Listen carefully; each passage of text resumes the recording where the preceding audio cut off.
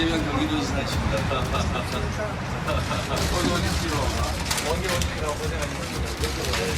대한민국 최초로 대한민국 지방정부의 초청에 응해주신 북측 대표단 여러분, 역사적인 발걸음을 온 마음으로 환영합니다. 남과 북, 나아가 아시아 태평양이 함께 손을 맞잡고 열어가는 평화와 번영을 우리 경기도가 든든히 뒷받침하겠다고 약속드립니다. 300페이지가량 되는 방대한 판결문을 현재 정밀하게 분석하고 있는 절차를 진행하고 있습니다. 사건의 실체가 명확히 규명되고 또 그에 따르는 책임의 엄정이 물어질 수 있도록 그렇게 최선을 다하겠습니다.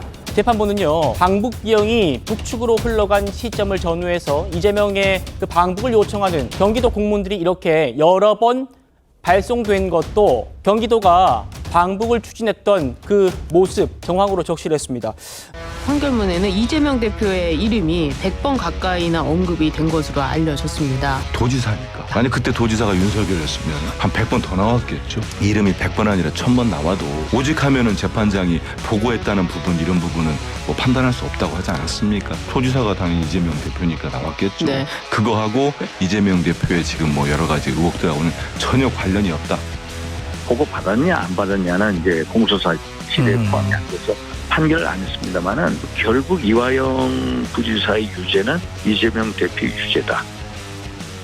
2018년 그의 임기가 시작된 직후부터 이미 대선 플랜은 가동된 겁니다. 2018년, 19년 아마도 전국 지자체 유례가 없는 남북 교류협력 기금이 100억대 이상으로 증액이 돼요. 이거를 아까 말했던 142명 중에 135명이 민주당이었기 때문에 그 엄청난 남북 교류협력 기금을 증액하는 데 있어서 조금 더 어려움 없이 다 통과가 되어버렸습니다. 네. 자, 그 돈으로 무엇을 하려고 했던가 4차례, 5차례 대북 사업을 해요. 아주 중요한 사업이 저는 매우 찬성했고 북한에 묘목 보내는 거, 쌀 보내는 거 아주 중요한 사업들이었습니다. 그걸 저는 문제 삼고 싶지 않아요. 하지만 그 과정에서 본인이 결과적으로는 방북을 함으로써 어떤 정치적 성과를 얻어내고 그 정치적 성과의 결과물로서 대선 후보자로서의 확실한 어떤 리더십을 가져가겠다라는 의도가 깔려있기 때문에 이건 불순했다라고 보는 것입니다. 심지어 여기에서 이재명 대표가 몰랐다라고 말하는 지점은 당시 도의원이었던 제 입장에서는 너무 좀 가증스럽습니다. 왜냐하면 이렇습니다. 100억이 넘는 돈을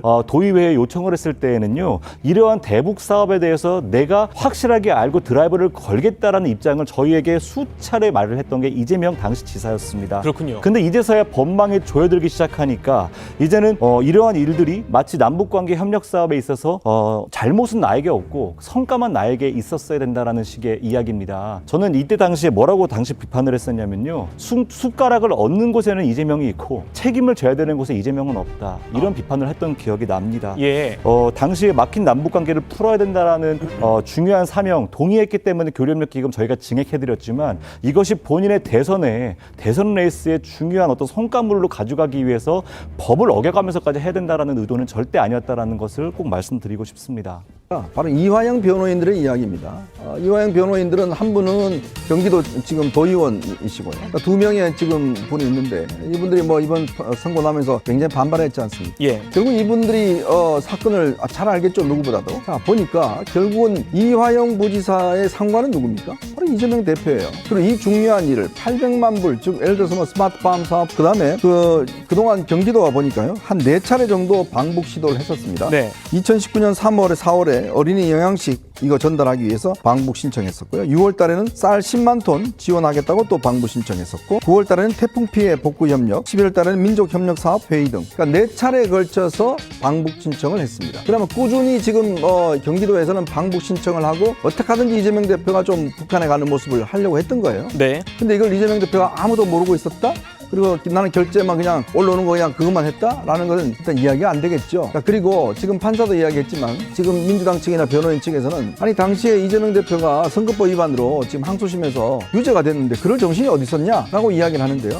그 유죄가 선고되고 난 뒤에도 2번이나 방북 신청을 했어요. 그렇다면 이건 뭐죠? 그러니까 결국은 아까 판사도 친진우 판사가 이야기했지만 대법원에 가서 뒤집어칠 가능성이 있다라는 그런 상황에서 추진했기 때문에 이재명 대표가 아무 정신이 없었다라는 건 말이 안 된다는 것이고, 그러니까 지금 이야기하듯이 결국은 이재명 대표가 끊임없이 방북을 추진하는 과정에서 결국 이게 이제 경기도가 뭔가 좀 의회가 지원을 해주고 돈을 해줬으면 모르겠는데 당시에 대북 제재가 있었고, 자 그러다 보니 결국은 이제 우회로를 통해서 하다 보니까 이런 사단이 난 거고, 사실은요, 이게 거의 성사가 될 뻔했습니다. 근데 왜 못 됐느냐? 2020년 들어서면서 코로나가 생겼잖아요. 네. 그러면서 북한이 모든 문을 닫아다. 그러면서 결국 이재명 대표의 방북이 다 무산이 된 겁니다. 그러니까 결국 돈만 주고 결국은 못 가게 되는 이러한 상황이 돼버린 거죠. 국민을 얼마나 똥멍청이로 보면 본인이 한 일을 왜 모른다고 우기는 거야.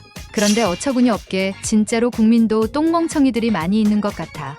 증거가 다 나왔는데도 우기는 거 보면 세상이 미쳐 돌아가는 거잖아.